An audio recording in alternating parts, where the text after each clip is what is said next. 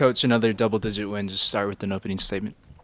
Proud of our team. I was very nervous about this game. The game before breaks always makes me nervous because a lot of time these games come down to the team that wants to be there more. And I thought first half we were kind of in and out. Was proud of the way our team responded at halftime. We had a nice talk at halftime, and I thought the guys really responded and got back to being the team that we've gotten used to seeing. So credit to our guys. I'm glad to get to 10-4 against a well-coached Fresno State team. These guys deserve some time away from coaches, some time with their family to recharge and get ready for one more non-conference game, and then it's on WCC play. Question for Malik, Rocco Miller, Bracketeer.org. Malik, you were a prolific high school scorer and didn't really get the opportunities at USC. Now you're here at San Francisco. And this week's really been a big week for you, setting a new career high on back-to-back games. Just kind of tell me a little bit about the process since you've been here on campus and, what it's like to just be such a big part of the team now. First and foremost, I want to give glory to God, my Lord and Savior. Without him, none of this would be possible. And just to answer your question, I just stayed with it, stay with the grind. You never know when your time's going to come. I had great talks with Coach telling me to stay positive, stay with it, be a leader, and control what you can control. So I can control my work, I can control my attitude. So I think I did a great job of just staying with it because you never know when your number's going to be called and trusting my work at the end of the day. Yeah, question for Coach Gerlufsen. Coach, I just wanted to get your overall take on where your team's at. I came and saw you guys during practice before the season, and you were concerned about the defense. And I'm looking at the data; it's telling me it's a top 20 defense. And maybe just speak to, some of the things you really like and some of the things that you want to focus on going forward. Yeah, the first thing I would do is credit our players, credit our staff. They've had great buy-in. We knew that we needed to make a lot of improvements from a defensive standpoint. We did that through some of the things we did in the portal, some of the guys we added. But our attitude and our approach to defense has gotten a lot better. And that's credit to the players. They've really embraced the schemes and carried it out over the course of 14 games. So the crazy thing is I think we're capable of more. There are still some areas we need to clean up on that end.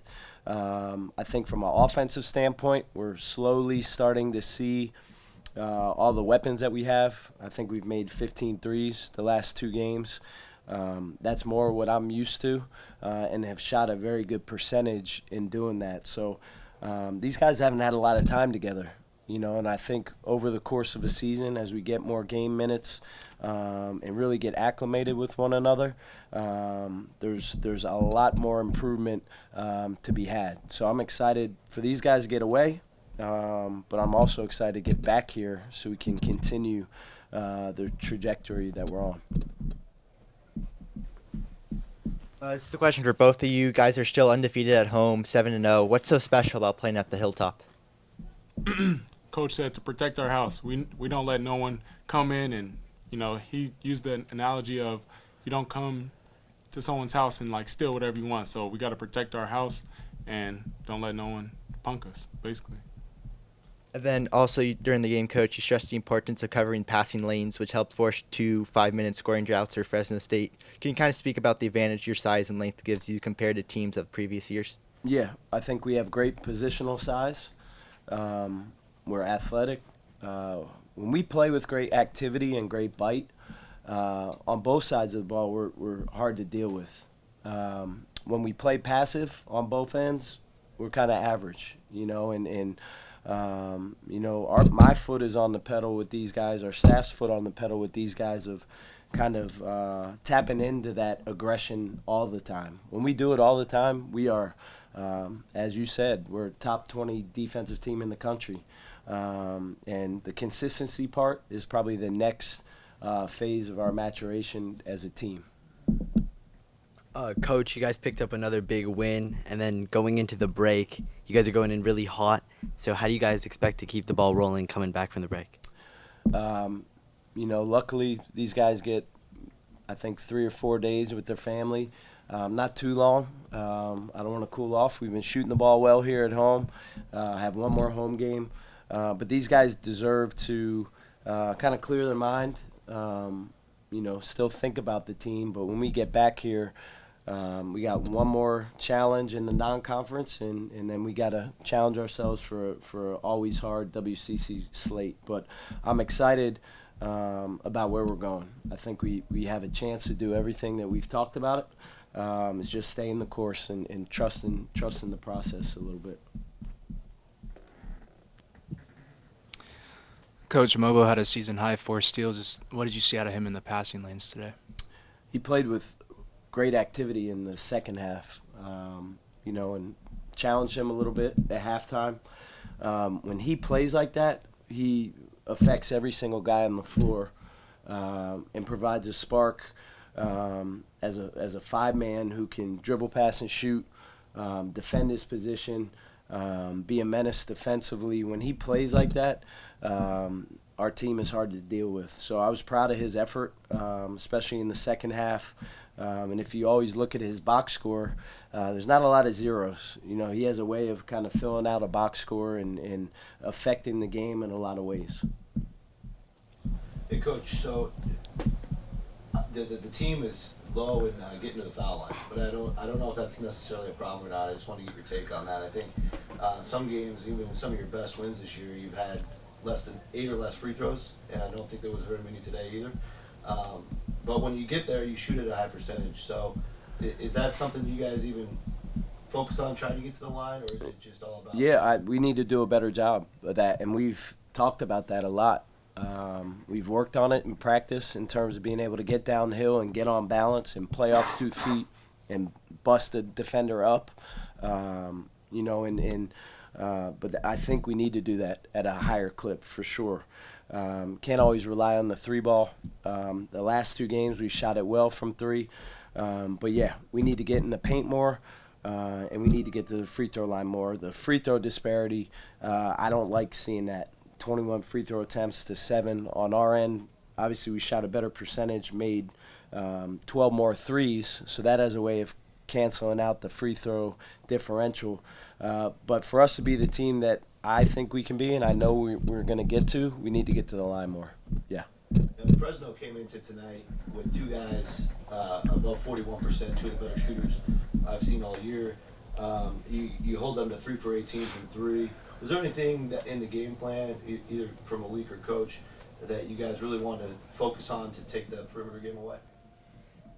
Well, our game plan was be sticky in the gaps, and then when we're there on catch. So we did a good job of running certain guys off the line that were, stronger at shooting than driving. So I think that we did a good job of containing the shooters, and even the 3 that we gave up, we could have got those back too. So. Yeah, Coach, just for you, big announcement this week, and maybe you addressed it on Wednesday. I'm sorry if I missed it. Yeah. With Washington State and Oregon State officially joining the West Coast Conference starting next year, 2-year deal. The conference actually formally announced that today. Any overall thoughts, or just focused on this year? Yeah, I mean, the first thing I would say is credit to Stu Jackson and his staff for getting that done.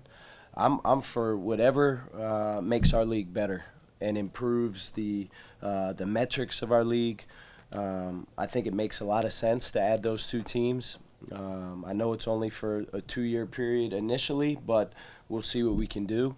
But I'm all for it. I have a lot of respect for the coaches at both those places, for the talent that they have in their programs. I think it's going to increase the competitiveness within our league. And whatever we can do to raise the profile, the WCC, I'm all for. So I'm excited to add them. It's going to make the non-conference scheduling a little bit easier for us. So I think it's a win-win. But again, credit to our league, credit to our commissioner and his staff for getting that done. And did Stu Jackson or the league involve you or any of the head coaches in this potential move, or did you just come in later in the process with a vote? Some of it was communicated through the president and our athletic director, Larry Williams, so I had a good pulse of it moving in that direction. But I didn't necessarily have any say in terms of what happened. But I appreciate the efforts by our president, by our athletic director, and again by the WCC staff to get this done. Can you speak a little for the night for Marco Zetsky being dedicated for him and just the amount of adversity he's faced and how he's been able to handle it? Yeah, Vova is a gentle giant. He is one of the best kids I've ever been around. A phenomenal teammate. He would do anything for anyone associated with our program. I have a lot of respect for. He's raised his sister here for the last few years, and she's been without their mom and dad, and he's basically been a father figure to her. While still managing being a part of a successful Division I basketball team and also being a 3.8, 3.9 student. So I can't say enough about him. He's salt of the earth. He is going to be successful in whatever he touches for the rest of his life. And he's a tremendous teammate. I don't know if Malik has anything to say, but I was just glad that we could honor him tonight. Because he deserves it. Yeah, big Wove night, so we made sure to go get that one for him, for sure.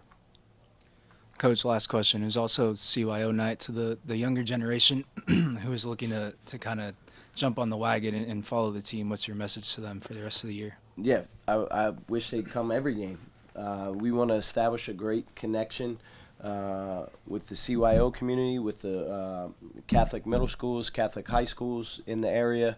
And when you have a chance to get kids at a young age on campus and open their eyes to what college basketball looks like, what the environment feels like, that's a win-win for our university, for our program.